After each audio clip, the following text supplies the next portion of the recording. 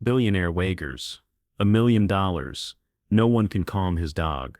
Then a homeless little girl steps in. They didn't gather for a training session. They gathered for a spectacle. $1 million sat in a locked briefcase on the porch rail, and a countdown ticked on a tablet beside it. If the girl failed, the gate would slam, the offer would end, and the legend of Maximus, the German shepherd that made experts quit, would grow sharper teeth. Northern Texas held its breath, frost on the grass, steam from the dog's muzzle, chains whispering against steel. Alexander Cain, the billionaire who vanished from tech and built walls around grief, stood with a single photograph in his coat pocket, a boy and a shepherd. Me and Scout, 1972. He'd tried science, authority, and fear. Nothing reached the animal pacing like a storm. Then me arrived. 11, ragged hoodie, empty hands. She wasn't on any list. No resume, no credentials, only a gaze that didn't flinch. The guards called it insane. Cain called it one try. Maximus hit the end of the chain so hard that the post shuddered. Handlers stepped back. Mia stepped closer, knees bending, shoulders soft, eyes level, no commands, no bait. She set something small in the dirt, thin, tarnished, palm warm from the walk. Metal caught the cold light. A collar tag, one word stamped into it. Scout. Cain's jaw tightened. No one outside the house knew that name. No one. Mia never looked away from the dog. I know why you're loud, she whispered, voice steady. But I know what you miss more. The shepherd froze. The air turned thinner. The chain stopped singing. Maximus leaned, nostrils flaring, pupils widening as if a door cracked open somewhere. Only he could see. The handlers whispered into radios. Cain reached for the photograph and didn't pull it free. Mia tipped her head and said a second name. Quiet, specific, impossible for a stranger to guess. Maximus didn't lunge. He bowed. Alexander Cain's ranch stretched across northern Texas, a sweep of amber grass, wind-bent pines, and gravel lanes cutting strict lines through cold light. A high fence circled the compound. Kennels stood in two neat rows, stocked like small clinics. Routine kept noise to a murmur. Only one pen broke the pattern. A roofed, double-gated enclosure, with posts anchored in concrete, and panels designed to resist teeth. Inside paced Maximus, a black and tan German shepherd, built like a storm front. His gaze held a hard question. His movement read as calculation. When staff neared, muscles rippled beneath the coat. The tail locked, the ears pricked forward, and a low growl rolled through the wire. He had buckled catch poles, torn bite sleeves, and sent trained hands to first aid with shakes they couldn't hide. The rule written in everyone's posture was simple: respect distance, control pace, leave before pride becomes injury. Cain walked that outer fence every dawn, stopping at the same post as if marking time. He had founded a platform that stitched distant families together and powered small shops far from cities. Reporters called him visionary, rivals called him relentless, teams called him precise. Then a private disaster erased appetite for interviews and rooms full of applause. He sold shares, closed doors, and retreated to the only geography that felt honest: work done in silence. On a heavy desk inside the big house, a single photograph survived the purge.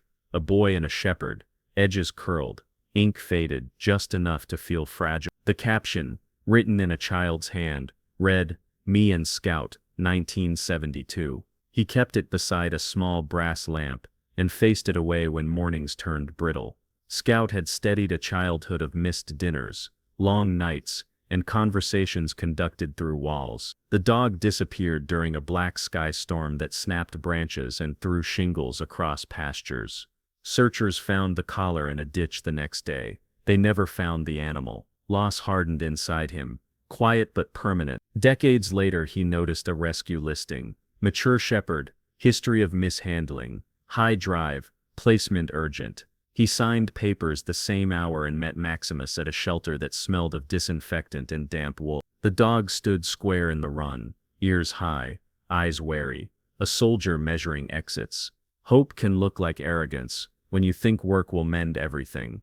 Trainers arrived with expertise and left with torn sleeves and altered opinion. Maximus mapped every approach, anticipated every cue, and treated kindness like camouflage. The wager began as frustration, then became logistics. Screen applicants, set rules, hold emergency capacity. News drifted through industry circles, until it arrived in places where headlines rarely landed. $1 million for calm. To Kane, the number meant less than the attempt.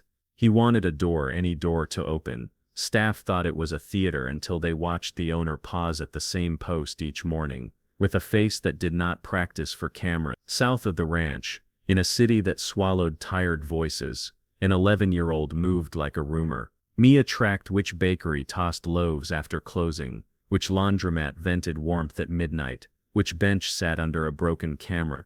She kept a pocket notebook for lists, working fountains, safe corners, hours to avoid, cold taut layers, cardboard stairwells warmed by steam pipes. She learned to leave trouble before it learned her name. She watched animals in parks and vacant lots, and noticed how strays mirrored her own guarded method. Eat fast, sleep light, listen first. The decision to go north arrived like math. She warmed her hands near a diner vent, and overheard two delivery drivers. One said a billionaire had put up $1 million for anyone who could quiet a killer dog.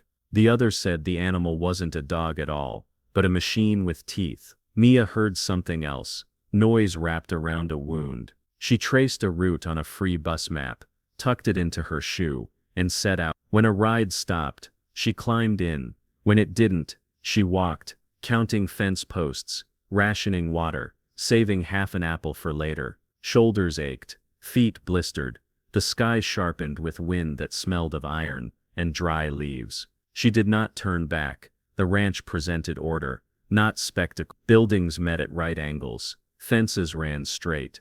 A gate of wrought iron held silhouettes of running dogs. Security treated the threshold like a ritual. Trucks idled, cameras blinked, radios murmured. A guard stepped out when she reached the line. He saw the jacket thinned by use, shoes near the end of their life, and a chin set level against cold. "Turn around," he said. She sat on a sun-warmed rock and stayed. Afternoon became evening. Breath steamed in the air. Tired men shook their heads and went back to schedules that didn't include children at gates. By the second day, a supervisor brought water and a protein bar. By the third, a blanket appeared near her feet with no signature. Crews returning from fence checks traded the same story in the break room.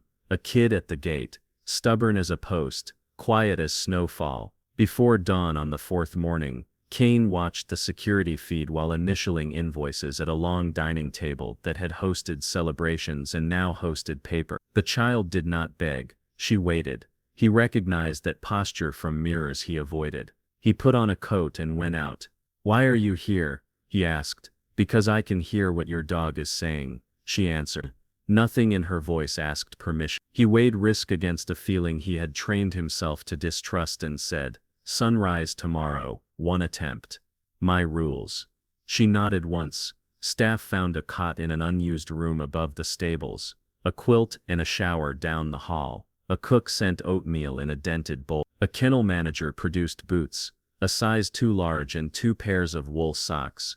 Mia thanked him, laced them tight, and asked where she could watch without pressure. He pointed toward a service path behind stacked hay, a line of sight across the yard where presence would read as weather rather than threat. The enclosure told its history in metal and sand.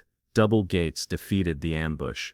Posts sank into concrete, deep enough to stop digging. Shade cloth cuts glare. A timer refreshed the water. A sandbox bordered by railroad ties let energy discharge into digging that hurt nothing. Gouges along one panel marked earlier fits. A strip of heavy rubber by the ground discouraged gnawing. Beyond the run, a field sloped to a pond with a pale ring of ice.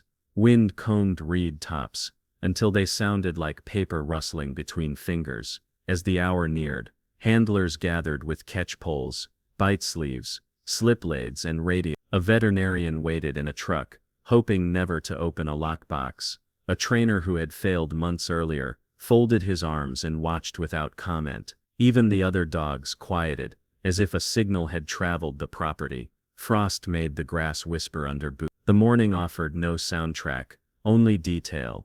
Mia spent the waiting time reading a magazine. She walked the perimeter slowly, never closing distance, noting where Maximus accelerated, where he drifted, which corners held him longer. She knelt to look through the lower mesh and tested sight lines. When the wind shifted, she paused so the scent could carry and settle. The dog tracked her with ears angled and tail tight, then let it fall a fraction. A tiny sentence accepted. She stepped back 2 paces. From an upstairs window, Alexander watched with the photograph face down on the desk. He would not endure the gaze of his younger self while asking for hope. Memory replayed the search after the storm when Scout vanished.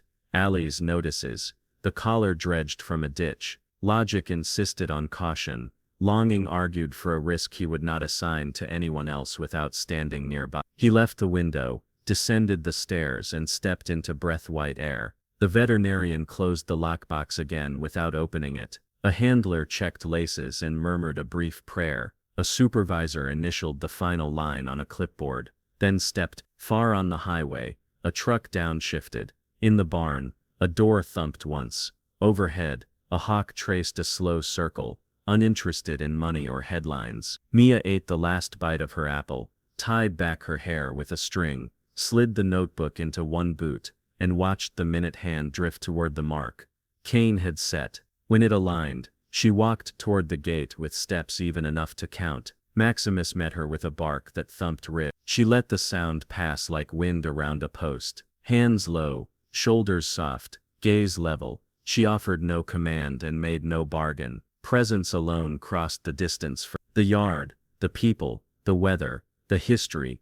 Everything narrowed to one attempt to reach a life that had learned to survive by striking first. Handlers waited, without breathing hard. The veterinarian watched without blinking. Alexander stood within earshot, coat unbuttoned despite the cold. Mia lowered herself to the ground and held the moment still. What came next would be decided by a creature that had forgotten how to hear calm and a child who refused to shout. Then she waited, breathing softly, eyes steady. Dawn arrived thin and cold, a pale smear sliding over frost and wire while mist lifted off the pasture in loose ribbons. Gravel glittered in the yard. Grass crackled beneath boots. Mia halted at the boundary line, breath turning white, fingers tucked inside sleeves. Heartbeat drumming so hard she felt each thud in her jaw. Within the reinforced pin, Maximus paced a trench beside the anchor post, a black and tan blade cutting figure eights through dust. Every turn ended with a hard glance at the people beyond the fence, as if he were scoring names he might never need to know. From the porch, Alexander watched without blinking. Doubt and need pulled his features in opposite directions. Behind him, handlers checked radios, set catch poles at their feet, and pinched phone grips until knuckles blanched.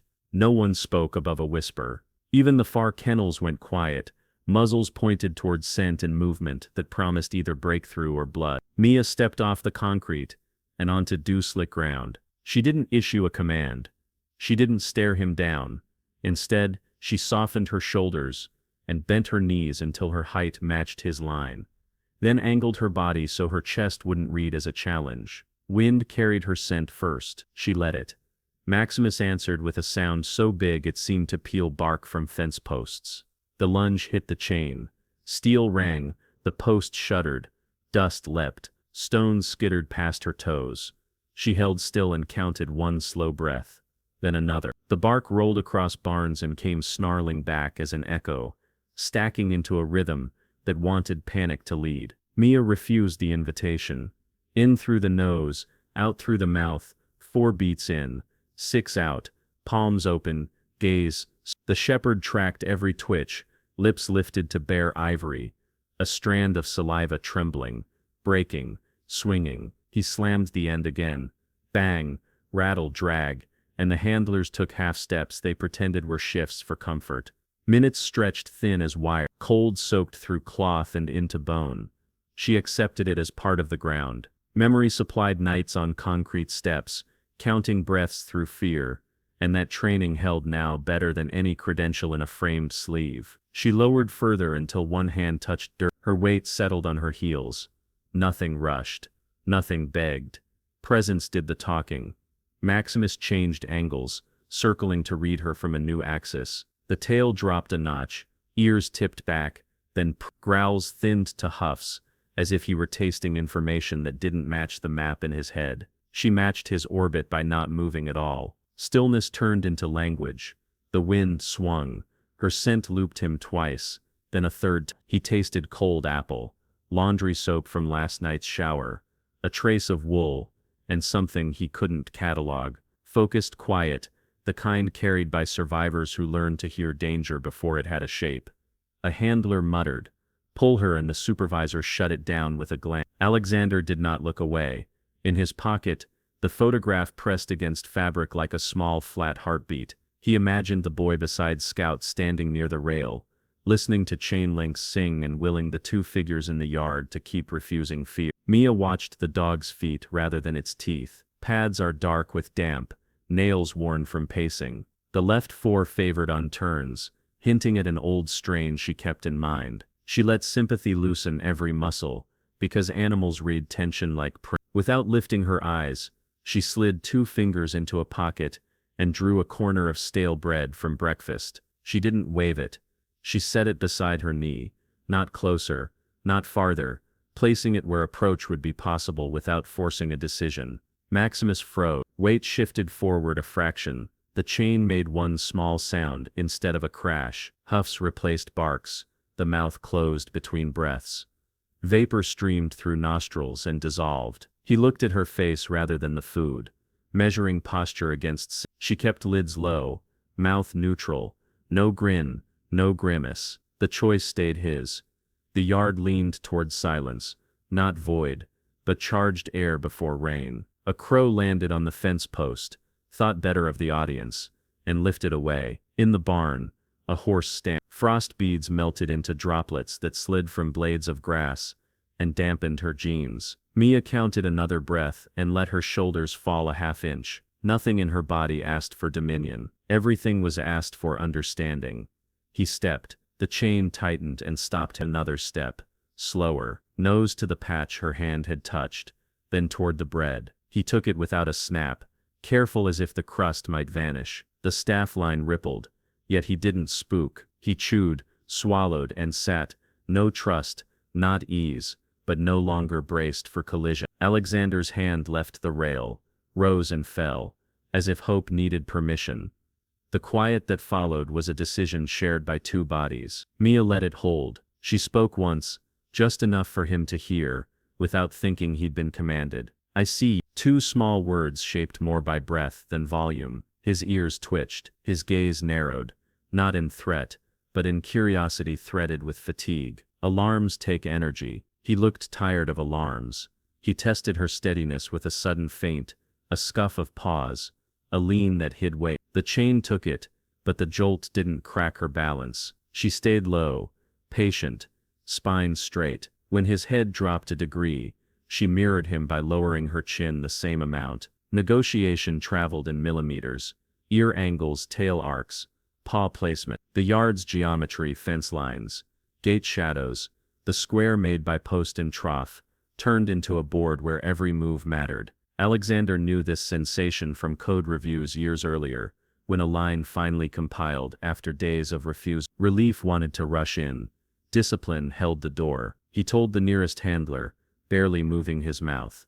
No deep breaths, no shifts. The man nodded, blinking slowly, as if even eyelids could rattle outcomes. Mia extended her hand, not forward but down, palm angled toward soil. She pulsed fingers once and stilled. Maximus leaned, drew in scent at skin level, and exhaled across her knuckles. Warmth traveled up her arm like a signal returning from a long distance. He didn't lick, he didn't mouth, he acknowledged. Across the yard, a radio crackled and was silenced so fast the sound felt imagined. The shepherd flicked an ear, then returned attention to the person on the ground. Mia shifted from knees to a folded seat, crossing ankles slowly, so the fabric wouldn't wrap. The motion announced endurance, not retreat. "Good," Alexander whispered without meaning to, then checked the dog. Nothing spiked, nothing shattered.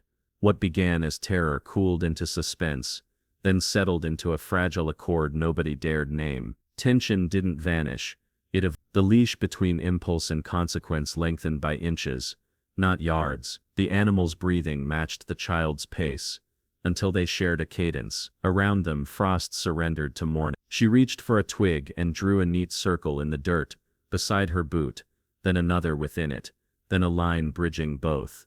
A doorway sketched where only two could see. Maximus watched the slow pattern. The chain lay slack now, draped across the ground rather than slicing through the air. He placed one paw so that its toes touched the outer ring. Alexander closed his eyes for 3 counts. When he opened them, moisture hadn't fallen, though it threatened. He allowed one thought that didn't feel like superstition. Perhaps the storm had an eye, and perhaps they stood inside it together. As the first tremor of danger thinned into watchful quiet, Mia slid 2 fingers into her jacket and drew out a small heel of bread, saved from yesterday's walk. She set it on the ground without flourish, far enough from her knee to remove pressure, yet near enough to invite approach, then held her hand open where Maximus could see breath drift from her knuckles like faint steam. He tracked the motion with pupils rimmed in a narrow ring of gold, nostrils quivering, ears tilting to collect every quiet signal. He shifted weight, one paw slid, then another, carving a fresh line in packed grit. He did not look at the bread first. He studied her eyes, testing whether they were snares. She let him read them. Seconds widened, until they felt like a field. When his shoulders loosened by a fraction, she lowered her chin and softened her spine. No coaxing. The crust stayed where it lay, an offering without demand. He closed the gap in 2 slow steps. Warm breath touched the fringe at her cuff. He took the crust without a snap, tongue careful, jaw gentle, as if memory required reverence for anything given freely. He chewed, swallowed, and sat. The handlers stared as if the wire had turned to ribbon. Alexander stepped closer, boots murmuring on frost, then halted at a distance that respected the new balance. His lips framed a question and refused to disturb the air. Mia kept her gaze on Maximus, letting silence hold. She spoke at last, voice low enough to live inside the space between them. She told him nights can whistle through broken windows.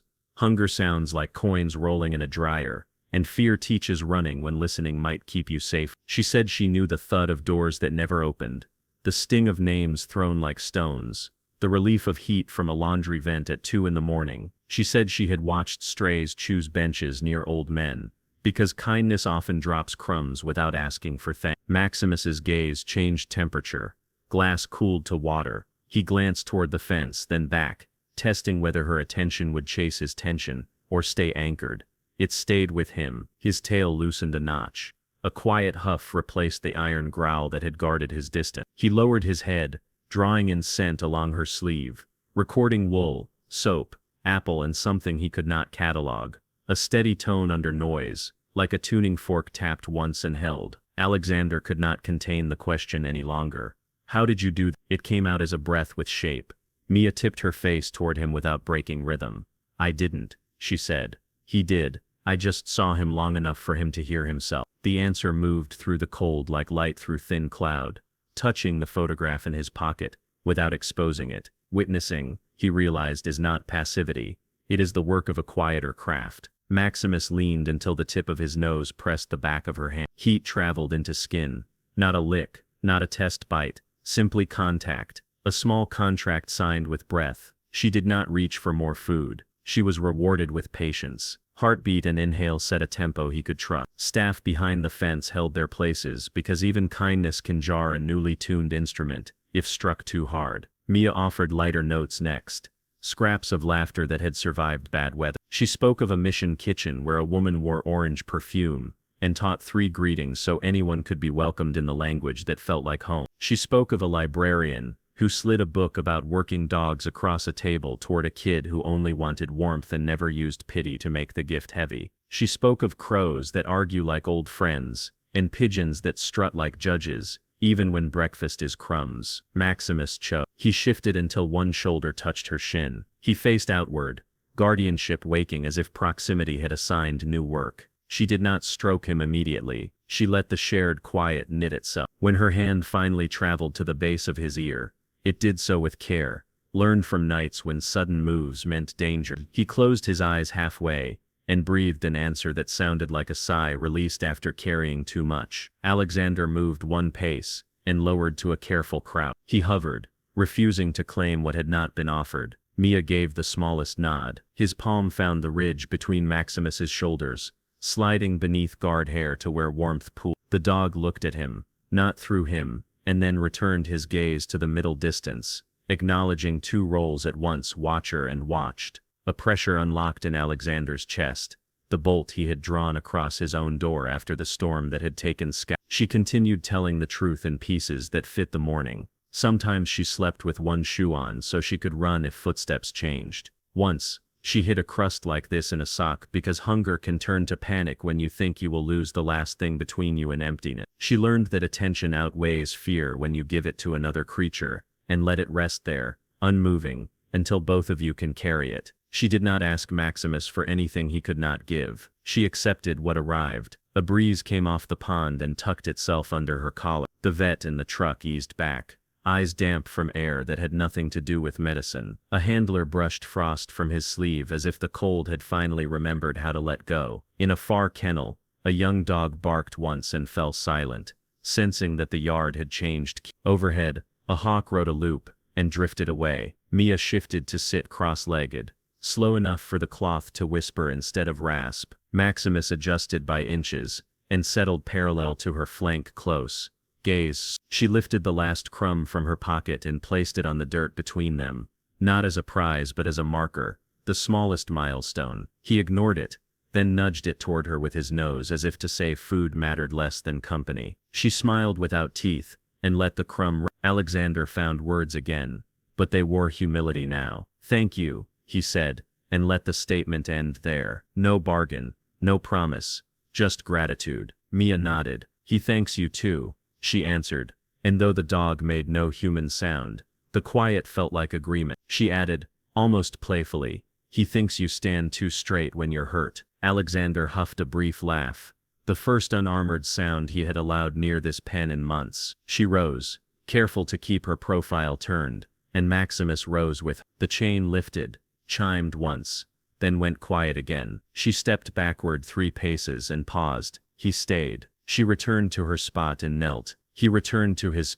Trust took on shape, a slow, repeatable pattern, rehearsal for a future without metal. Alexander watched the sequence cycle, until the rhythm felt like a language he might one day speak. How did a heel of bread and a handful of sentences build this bridge? Not by trick, by recognition. Mia offered what the world rarely grants a wounded thing: time without threat, attention without ownership, kindness without noise. Maximus met that offer with a decision only he could make. Together they built a room inside the morning where fear could set its pack down. And what about this connection tugs at your heart? Comment below if you've ever formed an unexpected bond that changed everything. With Maximus calm, the yard felt altered, as if frost had stepped back to let breath move, without snagging on wire. Autumn light softened across the gravel, and kennels.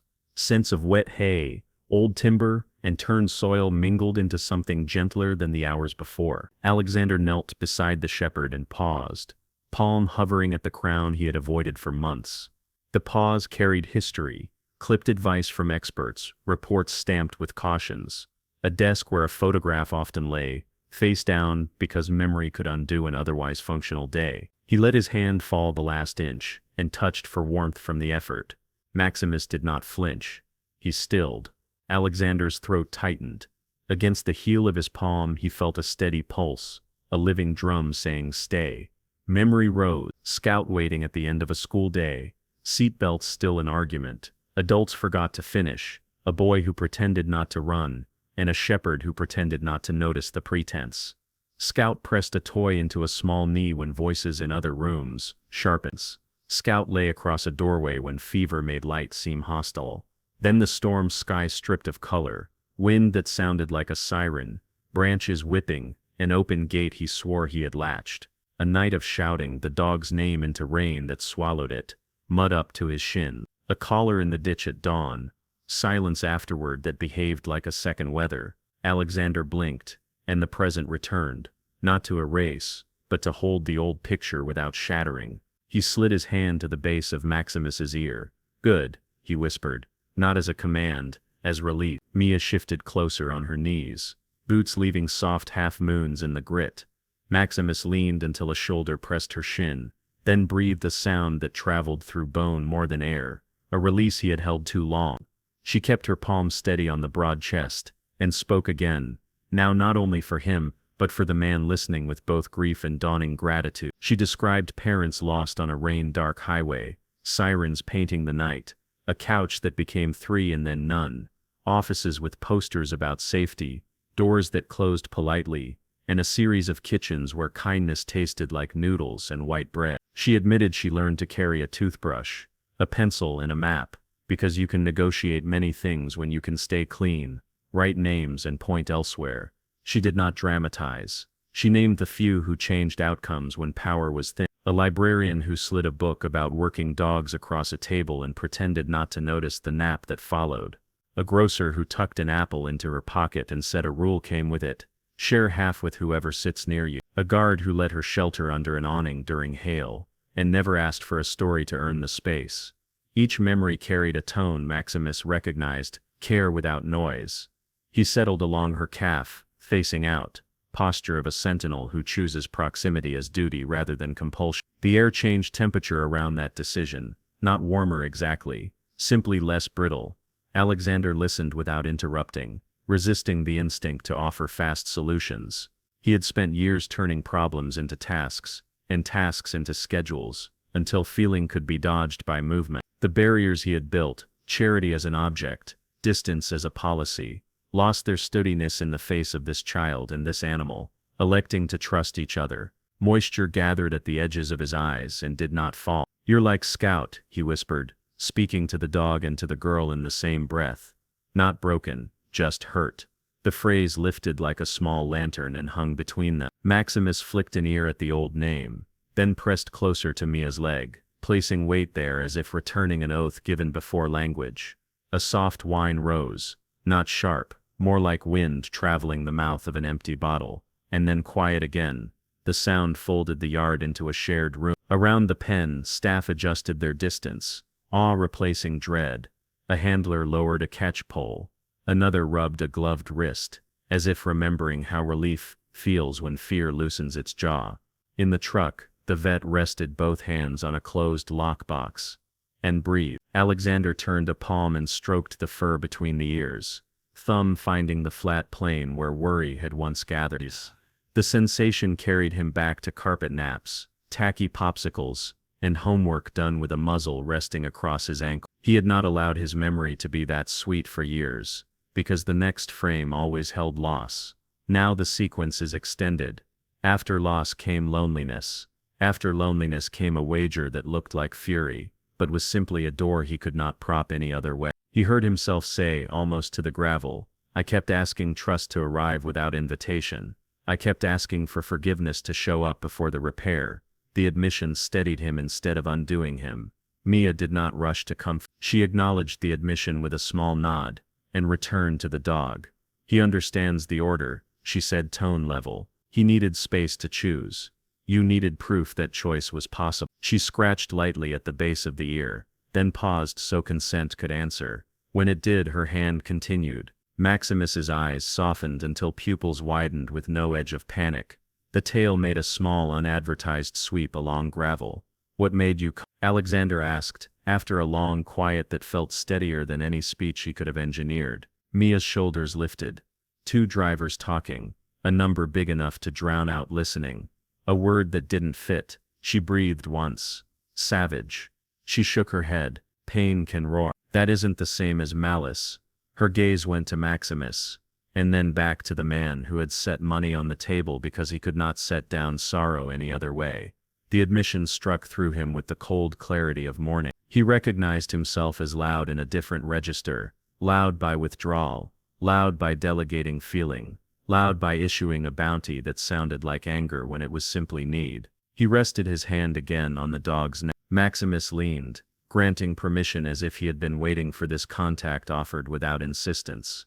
"Tell me more," Alexander said, and Mia obliged. She recalled a gray cat behind a bakery, nervy as smoke. She had sat with her side turned, placed crumbs at a distance, and hummed a hum her mother used over laundry.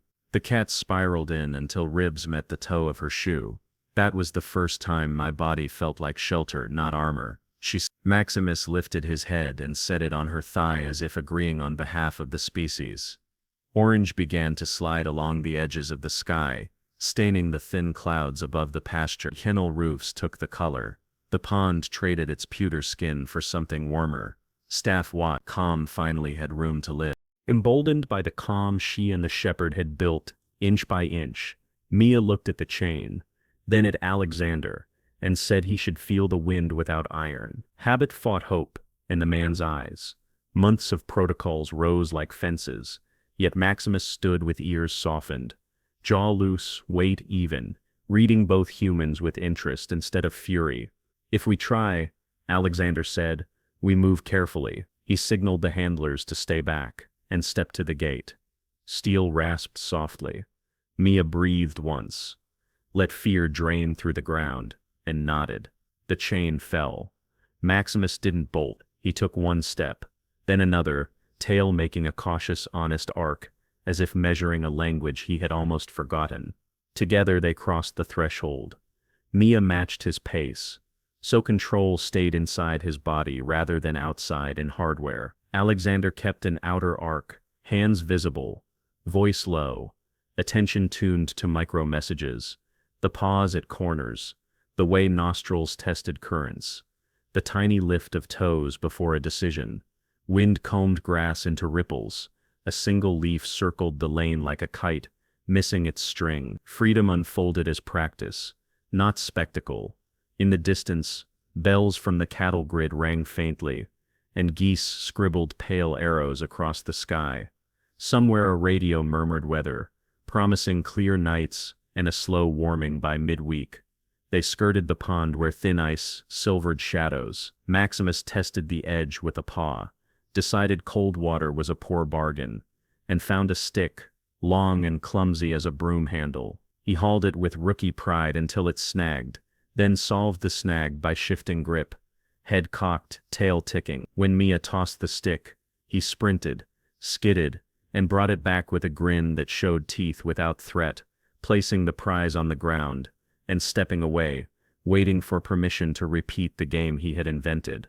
Conversation loosened as they walked. Alexander spoke about early code that felt like scaffolding for bridges nobody else could see, strangers linking across oceans, the hollow that remained when crowds cheered while a kitchen stood silent. He admitted he had tried to prepay love, dogs, training, devices, staff as if receipts could protect a heart from storms. Mia offered truths that arrived like feathers falling point first, a couch that became two, and then none, a book slid across a table by a librarian who understood warm rooms matter, a grocer pressing an apple into a pocket with instructions to share half.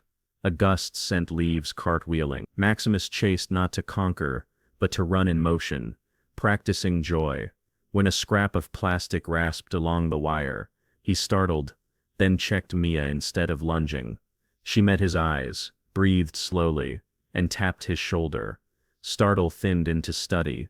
Study turned to calm. Alexander felt something shift under his ribs, as if a buckle had unfastened. They climbed the small rise beyond the cottonwood. From there, the ranch looked less like a fortress, and more like a sentence learning to breathe. Kennels, a row of sturdy syllables.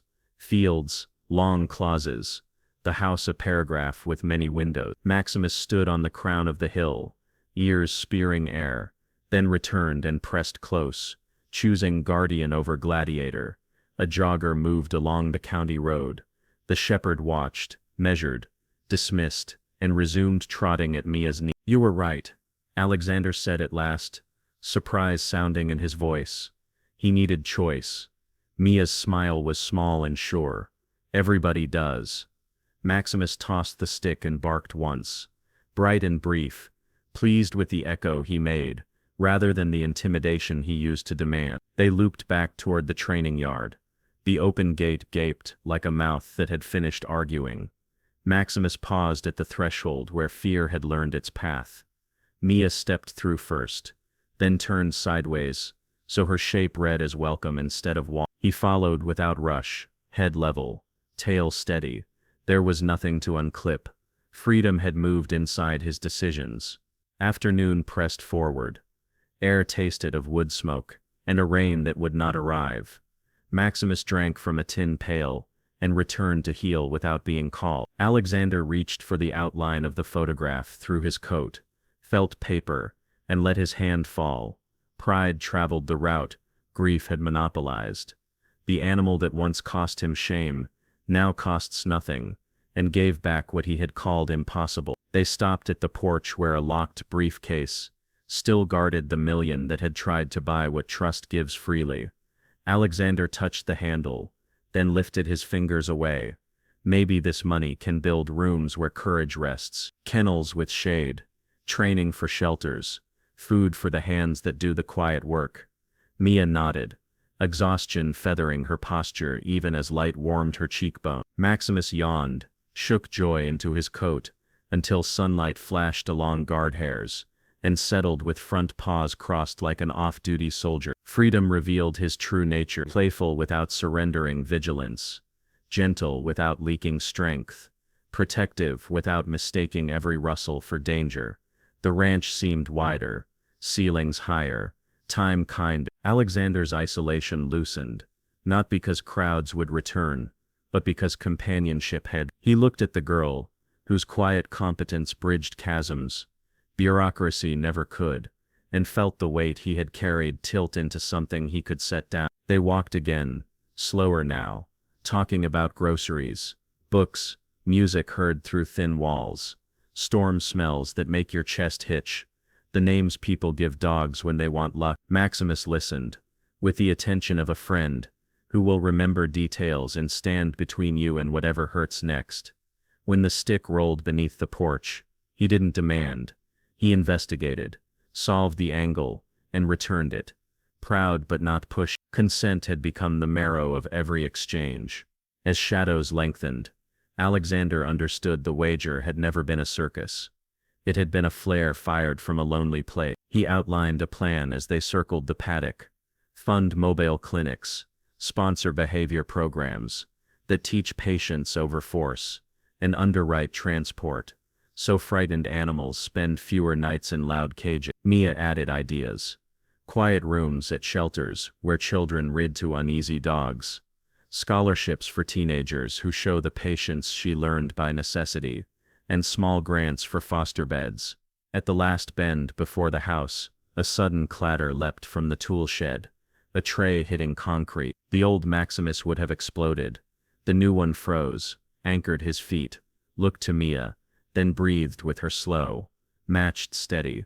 He eased back into motion with a shake that let stress slide off like rain. Alexander laughed softly, astonished by the elegance of a calm exit. Staff near the barn tipped caps and returned to work, relief moving through the place like a thaw. They reached the steps as the sun fired the pond into copper. Smoke from the chimney unraveled into the first blue of evening. Alexander rested a palm on Maximus's neck. The shepherd leaned, acknowledging contact as a partnership rather than a command. "Welcome home," the man said, not to a property, but to a circle of trusts that could finally hold. If this turning point moves you, drop a heart in the comments for those who've turned pain into strength. Days slipped forward in a calm cadence, turning the crisis of that first morning into a rhythm of gentler choices. North Texas deepened into autumn, later dawns, white breath curling from troughs, frost stitching bright lace along rails before sunlight lifted it away. Mia moved into a guest room at the end of the East Hall, her first stable home. The space smelled of lemon oil and clean sheets. A cedar dresser stood with empty drawers.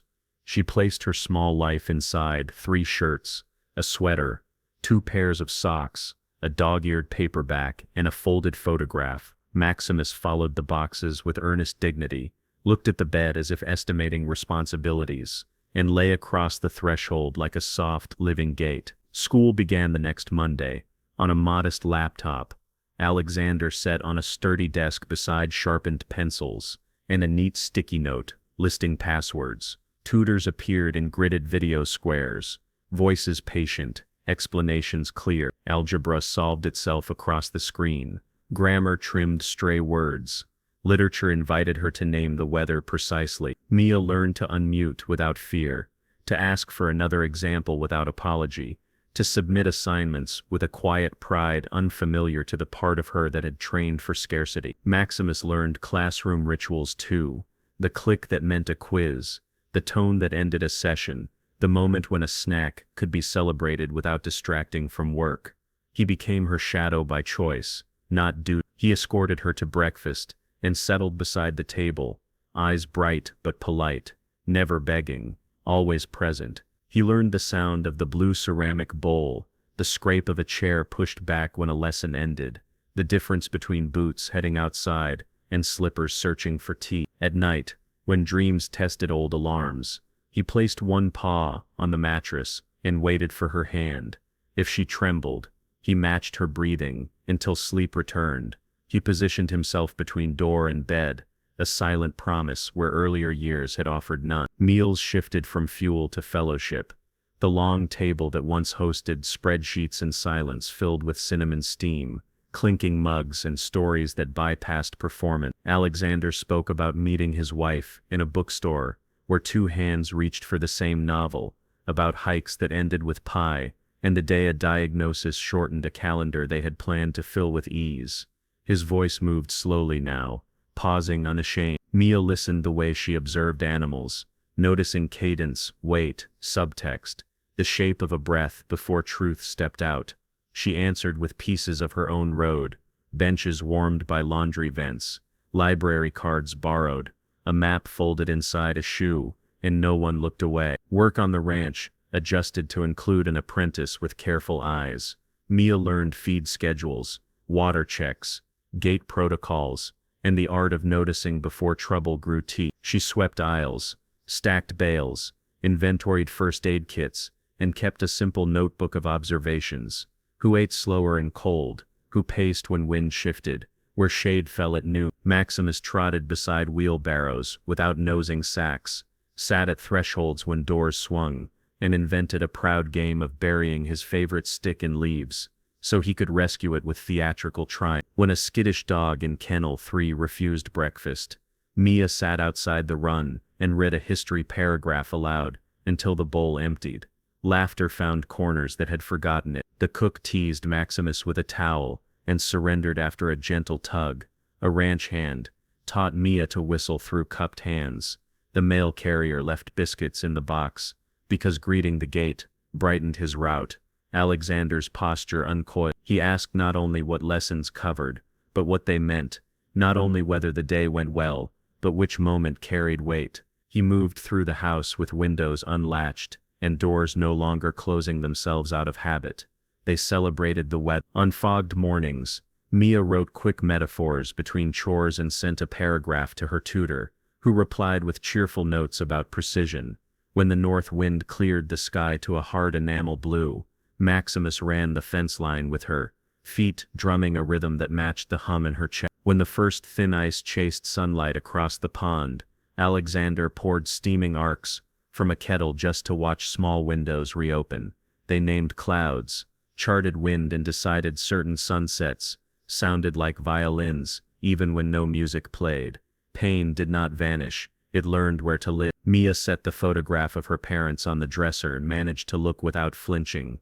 Alexander kept the old collar labeled Scout on the mantel and let his hand rest there during long pauses. They spoke openly when memory rose, then cooked, walked, studied, or threw the stick because life required both honesty and motion. Maximus translated without effort, leaning when a story turned heavy, nuzzling a palm when speech slowed, choosing the doorway whenever anxiety gathered like weather. Trust altered rules. A contractor came to fix siding on the south wing. Maximus inspected, decided the ladder posed no threat, and supervised from the shade. A neighbor delivered pumpkins. Mia painted one with green streaks and a lightning bolt, because bravery looks like whether you ride, not whether you escape. Alexander tried a careful experiment. He joined a video call with former colleagues to host a workshop on humane technology, speaking about design that scales kindness instead of addiction. He ended the session with his windows open and the brief, surprised feeling of being back in the world without abandoning this new quiet. Nights stitched the three of them into a dependable pattern. They played cards at the kitchen island while bread baked, watched documentaries about search and rescue teams, and paused often to narrate canine intentions, then sat by the fire, while Alexander read aloud from a novel that navigated grief without erasing humor. Sometimes Mia fell asleep on the couch. Maximus would trot down the hall, nose a blanket from her bed, drag it back with theatrical grunts, and drape it over her legs, with clumsy care that made everyone grin. On other evenings, they stepped outside to count satellites, breath turning silver, dog leaning warm against shins. Community reached inward. The math tutor visited one Saturday with cupcakes and a stack of field guides, marveling at the shepherd, who once needed a chain and now escorted guests like a courteous usher. A deputy on patrol stopped to meet the legend from the rumor mill, scratched behind two ears, and left shaking his head at how quickly reputations can mold. The shelter that had labeled Maximus experienced handlers only sent an email asking whether Alexander would sponsor enrichment kits for every kennel. He said yes before the cursor finished blinking. The bond grew into a family assembled from fragments. Mia taught Alexander that empathy requires time more than theory, that listening outperforms fixing when hurt lingers near the surface, and that small consistencies, notes on the fridge, lights left on in hallway, steady dinners, can return gravity to bodies that learn to float to avoid impact. Alexander gave her security, calendars that reduced chaos, a door that locked from the inside, a pantry that never echoed, and the assurance that if a storm arrived at noon, supper would still appear at 6. Maximus stitched the lessons together simply by being who he was now, playful, watchful, affectionate, and ready. The estate buzzed with work plus warmth, radios checking fences, ovens timing loaves, laughter hopping from porch to barn like a bright bird that finally trusted hand. On the first morning, snow dusted the ridge, and Mia slid an index card under Alexander's coffee mug. "Thank you for seeing me. Thank you for trusting him. Thank you for letting us stay." He read the lines twice, folded the card, and taped it inside a cabinet, near the kettle, a private lighthouse he could visit while water hummed. Maximus sprawled on the rug with one paw resting on the stick that had become his signature prop, eyes half closed, ears open to every footfall. By the time December settled, the ranch no longer felt like a fortress resisting the world but a place connected to it, linked by mail, calls, visitors, and plans that stretched beyond winter. They were not pretending pain had never visited. They were proving it could be housed without ruling every room. 3 lives once separate and wounded, threaded themselves into a household that fed dogs, learned algebra, told stories and met weather together. Security for one made courage possible for the others, and courage made tenderness safe. Rooms warmed, paths straightened. The cold no longer stopped them at the door, it reminded them to step out together. Maximus watched them content and settled by the fire. Winter arrived softly, a white fringe along the pond, and a hush that made each footstep sound deliberate.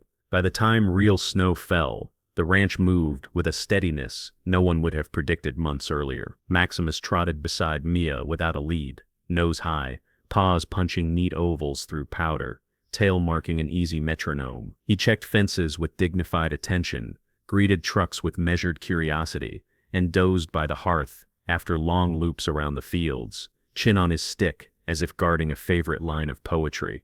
Alexander changed with the light. Windows opened on bright afternoon. Neighbors came for chili and stayed to stack dishes.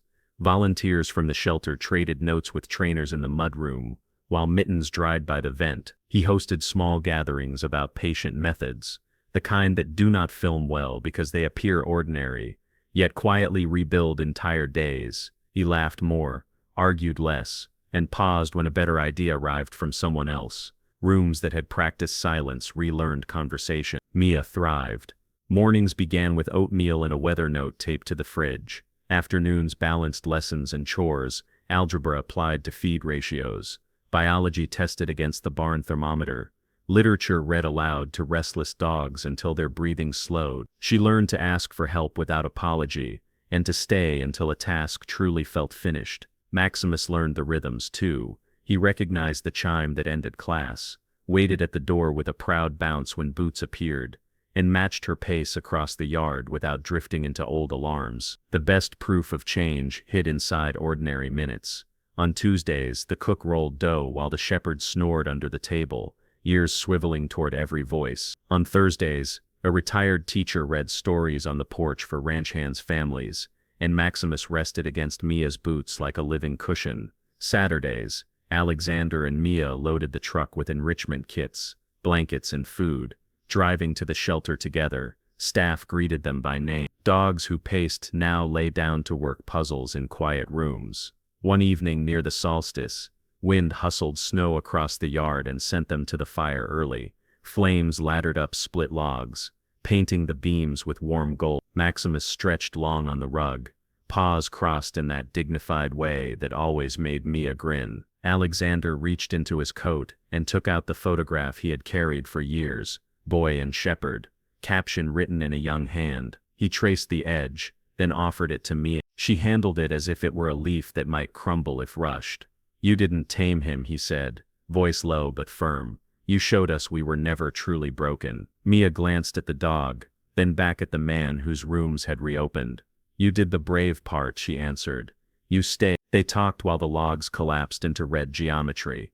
Alexander admitted how fear had disguised itself as control, how he had asked systems to do the labor of trust. Mia described how attention had saved her, when money could not, and how stillness opened doors that shouting kept closed. Maximus offered calm eloquence, eyes half shut, one ear cocked to catch their tones. Outside, snow fell slowly, each flake a quiet headline no one needed to spin. The $1 million wager sat forgotten in a desk drawer, where it landed after the first walk without iron. When Alexander mentioned it again, it was only to redirect the funds. Grants went out under a plain letterhead. Quiet money for loud problems.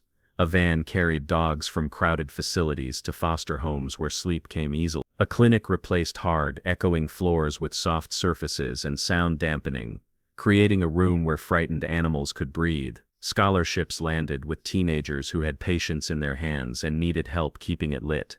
Visitors arrived expecting spectacle and met truth instead. They found a girl who asked smart questions, and showed strangers how to stand sideways when a wary dog felt trapped. They found a man who kept water steaming, who interrupted himself to listen, who carried a basket of gloves to the porch for cold hands. They found a shepherd who valued boundaries and company in equal measure, escorting toddlers with cautious steps and watching the gate with quiet focus when the road hummed. No one left unchanged. On New Year's Day, the ranch hosted an open house. Coffee steamed on the porch. A folding table held bowls for visiting pets, oranges, pamphlets about humane training, and a jar labeled, "Tell us how an animal changed your life." Notes piled up. A cat that slept on a soldier's chest. A terrier that barked the night a carbon monoxide alarm failed. A hound that pulled a widow into morning walks. A parrot that helped a child find words after surgery. Mia read every slip. Alexander did too. Maximus made rounds like a courteous usher, pausing for scratches, accepting praise as if it belonged to the entire crew who had practiced patience. Later, under a sky polished by cold, they carried blankets to the porch swing, and watched cattle breath rise like smoke. The dog wedged his chest between them, heavy head on Mia's leg. Alexander slid the old photograph into a new frame, and set it on the mantel beside a small brass tag, engraved with Scout on one side and Maximus on the other. Past and present sat without competing. The room learned to hold both. Transformation did not erase every hard edge. Storms still rolled through. Power flickered once and sent shadows jumping across ceilings. A snapped branch startled Maximus one afternoon. He braced, found Mia's steady gaze, matched her slow inhale, and shook the spike away. Old grief went quiet but never mute. Yet the shape of their days held. Security made hope believable. Hope, tended by routine, became a structure others could step inside when their own weather turned. Word traveled farther than any of them planned. A regional reporter wrote a small piece. A radio producer invited them to share what worked. Calls came from shelters seeking guidance. Mia's notebook method: sit near, observe, log, repeat, spread, Donors asked how to fund patients rather than headlines. The answer stayed simple and demanding. Show up, watch closely, move slowly, and keep promises small enough to keep every time. The ranch became a map other places could copy, not a myth no one could reach. One last ember winked in the hearth as that long evening wound down. Maximus shifted, sighed, and let sleep pull him under. Alexander raised his mug in a quiet toast to ordinary miracles. Mia leaned her head against his shoulder. In that warm room, with snow smoothing distances and fire smoothing fears, a family found its final shape, not by blood or bargain, but by repeated choices to remain. The wager had never truly been about money. It had been a flare fired from a lonely place. Now the signal was answered, the house no longer echoing. Their story traveled because it was simple. A man stopped hiding, a girl refused to give up, and a dog found a job kinder than defense. Together, they proved that attention heals, gentleness scales, and second chances make the best headlines, precisely because they are quiet. When wind pressed against the windows and the fire settled low, the three of them listened to the ranch breathing, and knew they had made a home. Share your own resolution stories in the comments. How have you found family in unexpected places? Here's the simple truth this story uncovered. Compassion repairs damage, trust rebuilds courage, and second chances change destinies. A billionaire who hid behind gates, a homeless girl who carried quiet wisdom, and a dog once mislabeled a menace, stepped forward together and proved that patience outperforms force. If their journey stirred something inside you, transform that feeling into action right now, because hope grows only when it is shared. Tap if redemption speaks to you. Save this tale so you can return to it on the days when doubt gets loud. Repost it across your circles to plant a spark in someone else's evening. Subscribe for more narrative journeys, where resilience wins, tenderness leads, and lost bonds. Learn a warmer language. Your single click tells the algorithm to carry gentle stories farther than fear. Tell us where you're watching from. City, country, or the stretch of road that currently counts as home. Drop a paw emoji if an animal has helped you keep going. Write one line about the moment a companion's presence steadied your breathing. Share the name of a shelter that deserves support, the rescue that matched you with a best friend, or the volunteer who never stops showing up. If you've ever looked into uncertain eyes and promised safety, tell us how that promise changed you. If you've needed that promise for yourself, accept this space as a porch with warm light and a chair waiting. Use this comment thread as a living map for kindness. Pin stories of dogs who calmed storms, cats who taught patience, horses that carried grief into open fields, and birds whose chatter made empty apartments feel alive. Add photos if you can. Encourage a stranger who has finally decided to adopt. Celebrate the first walk without fear, the first night with real sleep, the first morning when a tail thumped against the doorframe like a drumline for joy. If our trio's bond lit something in your chest, pass the flame forward. Donate a blanket, a bag of food, or an hour to your local rescue. Offer to read aloud in a quiet room while nervous animals settle. Learn low-pressure handling, practice slow approaches, and carry treats the way Mia carried patience lightly, generously, consistently. Ask your shelter what they need before deciding what to give. Even small actions compound. Mended fences prevent escapes. Soft mats mute sharp echoes. Calm presence turns panic into curiosity. Predictable routines let weary bodies finally exhale. Consider sponsoring transport runs from overcrowded facilities to foster homes. Fund enrichment kits that teach anxious minds to puzzle rather than panic. Buy a coffee for the weary staffer who hasn't sat down since sunrise. If you lead a business, match donations or grant paid volunteer time. If you teach, build a project where students track progress for a timid animal over weeks, learning that growth is measurable and that gentle change has its own math. If you design software, remember Alexander's pivot, build tools that amplify care, not noise. Keep telling these kinds of stories at dinner tables, in classrooms, at practices, on rides, and across timelines crowded with noise. Tell them to the kids who feel invisible so they learn that attention can be armor and invitation. Tell them to the elders who wonder whether their care still matters. Tell them to friends who hide behind humor because opening up seems ruinous. Tell them to yourself when old weather returns and the door in your chest wants to slam. Stories are portable lighthouses, Carry this. Now imagine your next step. Maybe it's sending this video to someone wrestling with a difficult dog or a difficult day. Maybe it's placing a bowl outside during a heat wave. Maybe it's pausing before judgment during a tense moment, choosing to kneel, breathe, and see, the way Mia did when the chain still sang. Whatever you choose, name it below. Naming creates momentum. Momentum reshapes world. Before you go, look at Maximus sleeping by the fire. Listen to Mia's pencil scratch through homework, and notice how Alexander's laugh rings in rooms that used to echo. That sound exists because strangers paused, listened, and acted with care. Multiply it. Become part of this extended family by subscribing. New chapters arrive weekly. Real transformations. Principled wealth used well. Kids who outthink cynicism. Animals who rejoin the world with tails high. Bring friends. Build a community that prizes deliberate calm, celebrates patient courage, and trains algorithms to value tenderness. If you're grieving, stay a moment longer. Type a few words about the companion you lost. We will read them. We will answer with hearts, paw prints, and patient ear. Grief eases when carried together. If you're celebrating, tell us what victory looked like today.